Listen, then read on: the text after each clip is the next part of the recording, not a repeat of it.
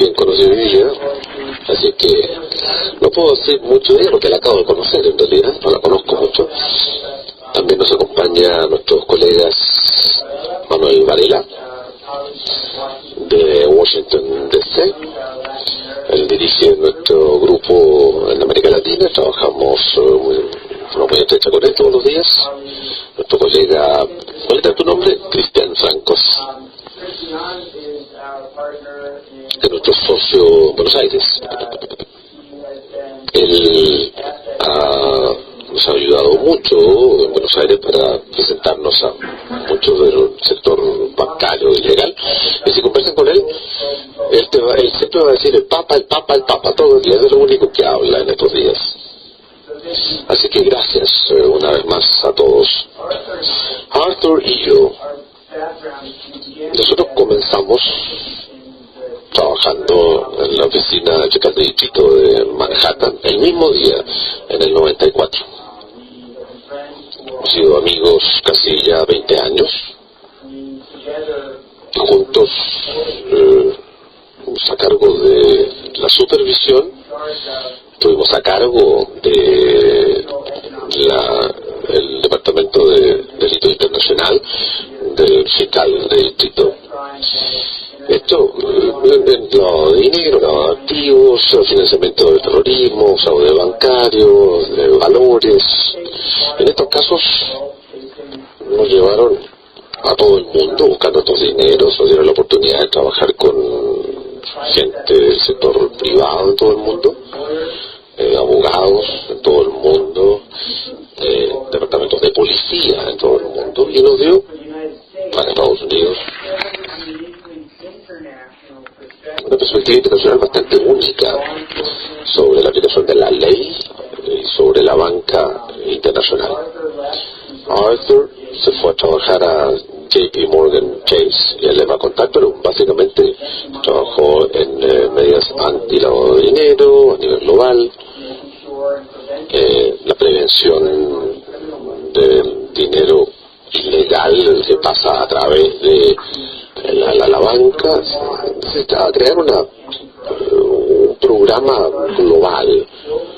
Se le pidió a que lo creara y luego lo dirigiera. Lo hizo durante varios años y luego juntos, esto lo habíamos conversado mucho, decidimos que era un momento de buscar un poco nuestros objetivos, de armar una empresa internacional para trabajar en esta área de antilavado de activos, anticorrupción, ayudar a las instituciones financieras a evitar el dinero ilegal, los flujos de dinero ilegal, y ayudar a las empresas en su relación con los Estados Unidos. Y una cosa que vemos cada vez más es una globalización cada vez mayor de las expectativas y estándares en el área de lavado de activos.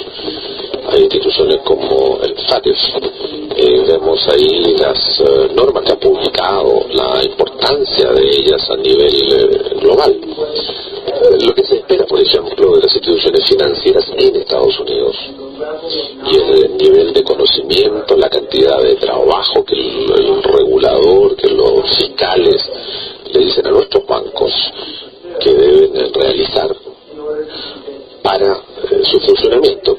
Cuando el regulador le dice a los bancos que tiene que trabajar en esta área, conocer a los clientes, eso tiene un efecto fuera de Estados Unidos, donde los bancos de Estados Unidos le dicen a sus contrapartes no estadounidenses, necesitamos saber más de sus clientes y de su funcionamiento. Por lo tanto, una de las cosas que vemos es que el regulador, los bancos de Estados Unidos toman mucho tiempo, hacen muchas preguntas, y eso porque el aumento de los estándares de antilavado de dinero, anticorrupción y el cumplimiento de las sanciones.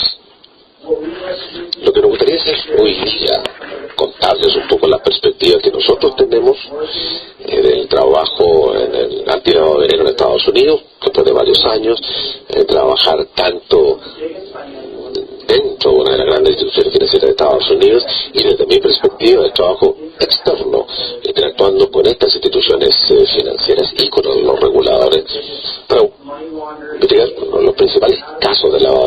fuera de Estados Unidos en los últimos 5 a 10 años. Un par de cosas.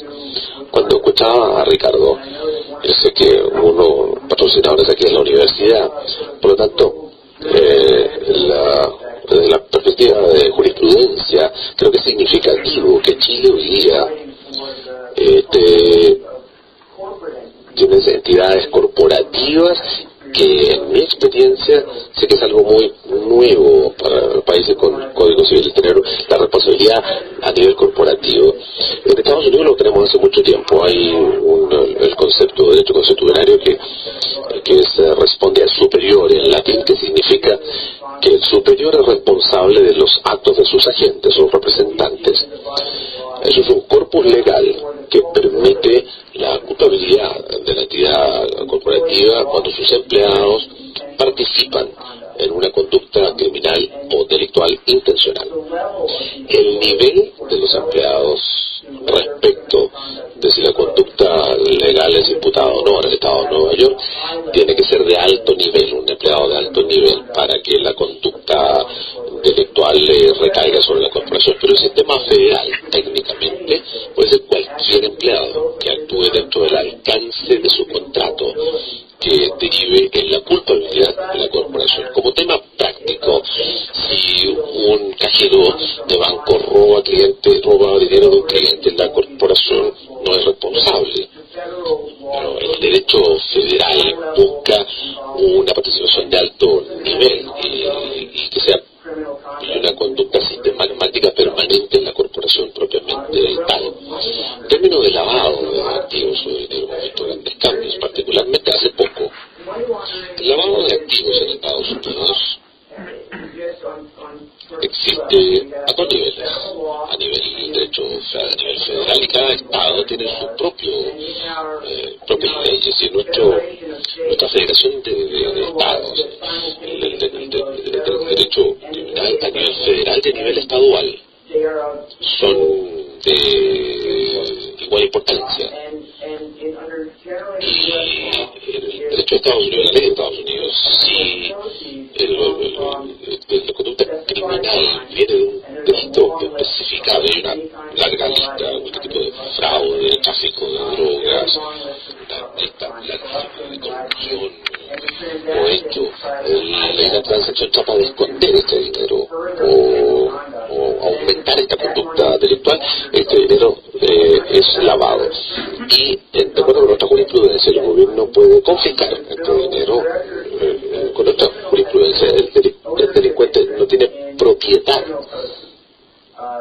respecto de los resultados de este delito. Si uno le roba dinero a alguien, uno lo toma, el gobierno se lo puede quitar, porque uno no tiene derecho a robar estos fondos. Por lo tanto, en nuestra ley podemos proceder, podemos tomar control de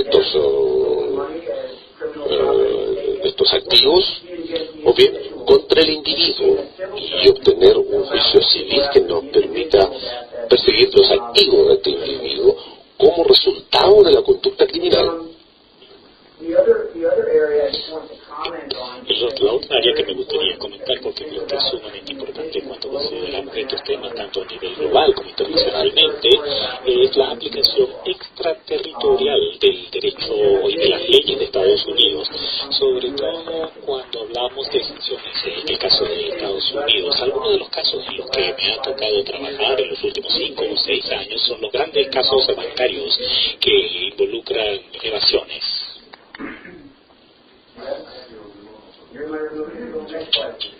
Siguiente diapositiva, por favor.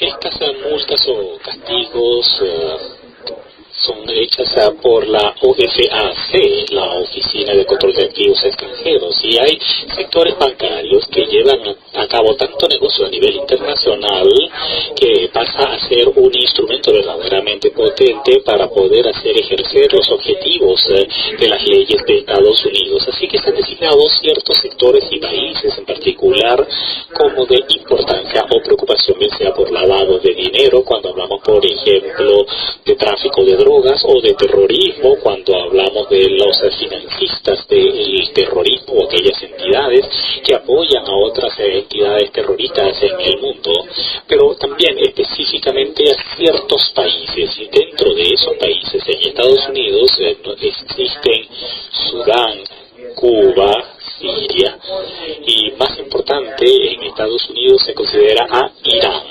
Ese es el principal problema en términos de sanciones hoy en día. Es un lugar donde podemos conversar de a la aplicación extraterritorial del derecho de Estados Unidos y la tensión que ésta crea a medida que entra en conflicto con las leyes de algunas otras naciones. Y ya vamos a hablar de eso. Nuestras leyes son de responsabilidad penal estrictas. No importa si la empresa, por ejemplo, que envía dinero en representación de Irán sabía lo que estaba haciendo o tenía la intención de violar la ley. Si se viola estas leyes, hay responsabilidad penal para la empresa. Y estas responsabilidades penales y civiles son verdaderamente estrictas y los castigos son muy severos, hasta $1 millón por cada transacción. Pueden imaginarse entonces que si hay un banco que está involucrado en un comercio regular con Irán que está violando estas leyes, las multas pasan a ser realmente astronómicas muy rápidamente. Ahora, si es intencionalmente, es decir, sabían de estas leyes y tenían la intención, ahí cae entonces la responsabilidad penal. Podemos seguir avanzando, por favor. Estos son algunos de los principales casos que nos ha tocado ver en los últimos 5 años. Y si los vemos, si vemos las multas, a mí me tocó supervisar a HSBC, Standard Chartered, ING, Credit Suisse, Barclays y también Deloitte. Son 6 de estos 7 casos que nosotros manejamos en mi oficina, y las multas en ese caso fueron $3.000 millones. Así que las multas son importantes. Estos casos han sido casos penales, y lo que los bancos estaban haciendo en Estados Unidos se les habla de los casos de liquidación de activos, y se le llama así, de liquidación, porque los bancos como Credit Suisse, HSBC, Standard Chartered, ellos sabían que si Irán o Sudán querían transaccionar con Estados Unidos, si había una transferencia electrónica que pasaba por Estados Unidos y dice Irán, o si dice Teherán, o si dice Sudán, o tenía alguna dirección en la transferencia relacionada con esos países, Estados Unidos automáticamente bloqueaba el pago o lo congelaba, dependiendo del tipo de sanción o fallo. Y entonces, en este caso, se dijeron, vamos a entregarle un servicio especial. Cuando ustedes ingresen una transferencia por nuestro banco, por ejemplo, Bagmeli en Irán tiene que enviar un pago en dólares a Estados Unidos que tiene que pasar por el sistema bancario de Estados Unidos. Cuando pase al Credit Suisse en Zurich, nosotros lo vamos a parar, lo sacamos, le eliminamos la información que dice Irán, decimos que es a través del Credit Suisse y lo enviamos a Estados Unidos para que pueda pasar por el sistema bancario de ese país. Hicieron eso por cientos de millones de dólares en transacciones y transacciones comerciales, y ese fue el principal tema que nosotros nos tocó investigar, y estas son las cantidades a las cuales se llegó a acuerdo. Todos estos casos fueron abordados por mi oficina de fiscal de Nueva York, también por el departamento de la tesorería de OFAC y también por el Banco de la Reserva Federal en Nueva York. Estos son otros casos que también podrían ser tan solo casos civiles, y muchos de ellos no son de muchos montos, pero sí fueron casos importantes para las empresas involucradas. Entonces, yo creo que es importante en términos de casos con fallos o condenas mencionar el tema de la extraterritorialidad y algunas tendencias que estamos viendo en Estados Unidos. Anteriormente, siempre en estas condenas para un banco que no es de Estados Unidos o una empresa que no es de Estados Unidos, tenemos que determinar si involucra la transacción a una persona de Estados Unidos o si va a pasar por Estados Unidos. Por ejemplo, si es una transferencia electrónica, cuando se envían entre un país y otro y la denominación que es dólares norteamericanos pasan por Estados Unidos. Entonces, si hay una empresa chilena que está comprando acero de Bielorrusia y un contrato que el pago debe hacerse en dólares, esa es una transacción que debe pasar por Estados Unidos, y si se viola las estipulaciones va a haber algún tipo de problema. Ahora, si la transacción se realiza en euros, entonces no habría problema. Y es así, entonces, ¿cómo funciona? Si la transacción no toca a Estados Unidos, entonces no implica ningún tipo de estipulación en Estados Unidos. Pero esto está cambiando en los últimos 6 meses. Es importante, si ustedes asesoran, por ejemplo, clientes internacionales, que ustedes entiendan algunos de estos cambios, porque puede tener un impacto directo y un riesgo directo para estas empresas. Vamos a centrarnos principalmente en la industria del petróleo y petroquímica, porque ahí es donde han ocurrido los principales cambios. Entonces, aquí hay un par de puntos que son muy importantes. La primera que tengo acá es que la orden ejecutiva 13599. Anteriormente, si un pago pasaba por Estados Unidos e involucraba generalmente a Irán, esta se rechazaba, es decir, se enviaba al banco de origen y se le indicaba a este banco que ese negocio no lo íbamos a realizar porque violaba nuestras estipulaciones. Ahora no se devuelve, sino que se bloquea, y esa es la terminología que utiliza OFAC para decir que simplemente ha sido confiscado, ha sido congelado. Vamos a tomar ese dinero, lo ponemos en una cuenta, lo retenemos y nunca lo devolvemos. Entonces, si una empresa, por ejemplo, tiene transacciones en representación de Irán, simplemente pierde ese dinero. El siguiente es muy importante, el 13622. Aquí es donde yo digo que realmente han venido los cambios en términos de aplicación extraterritorial para la industria petroquímica, para la industria minera de uranio de Irán, y para transacciones que se realizan con el Banco Central en términos de el intercambio de títulos de valores. No importa si la transacción realmente toca directamente a Estados Unidos o no. Si hay una empresa en Chile que va a enviar dinero para ayudar a construir una plataforma petrolera en Irán o iraní, pero lo hace en Europa, Estados Unidos le dice a esa empresa: ustedes podrían estar fuera del sistema financiero de Estados Unidos. Entonces, no es un tema de jurisdicción penal o autoridad penal, pero sí de política.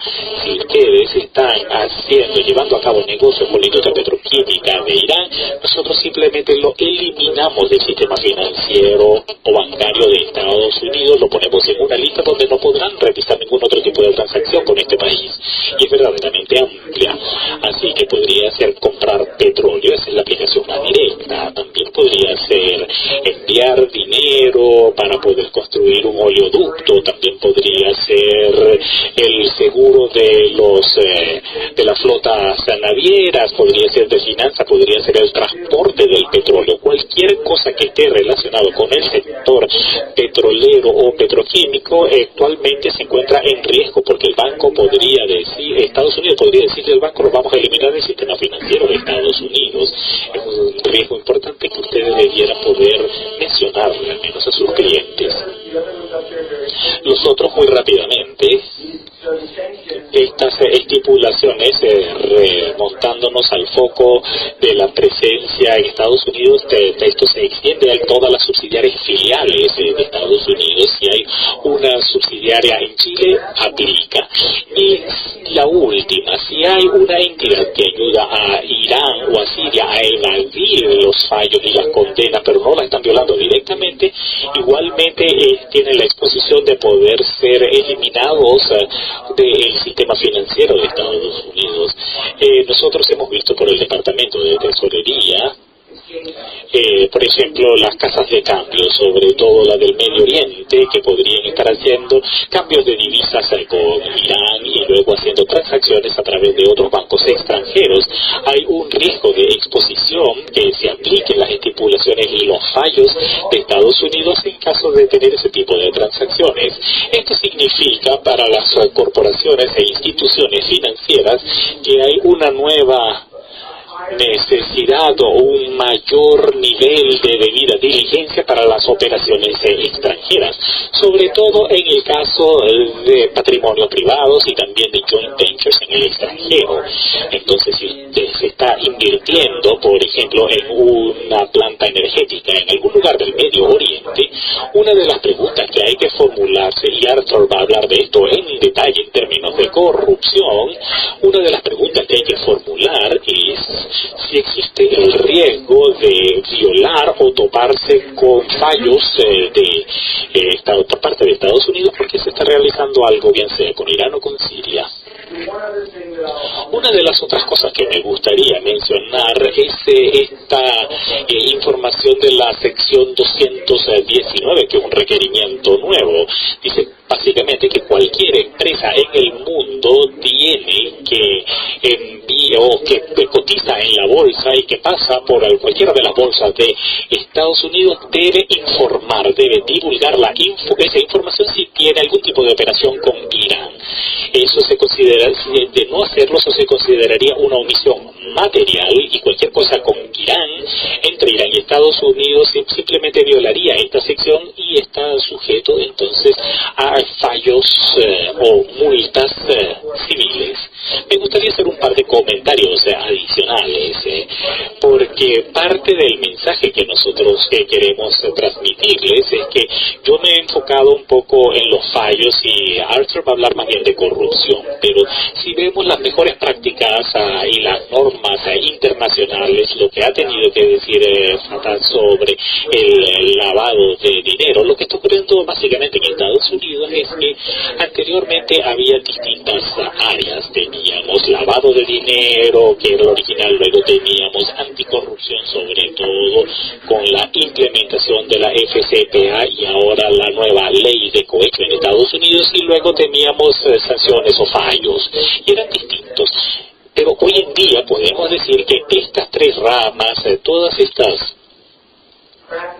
prácticas que nosotros tenemos para lavado de dinero, es decir, desde conocer al cliente, debida diligencia, un enfoque basándose en los riesgos, donde uno tiene una debida diligencia más detallada para las áreas más riesgosas, todas esas cosas que nosotros hemos tomado del FATF y que tenemos ahora una presencia más internacional, hay que aplicarlas específicamente también para la corrupción, para aplicar los fallos, porque ahora está todo bajo un solo paraguas y cada vez más estas van a ser las mejores prácticas que los bancos internacionales deberán seguir y que los bancos de Estados Unidos tendrán que prestar atención para sus contrapartes que no tienen agencias en Estados Unidos para los negocios internacionales.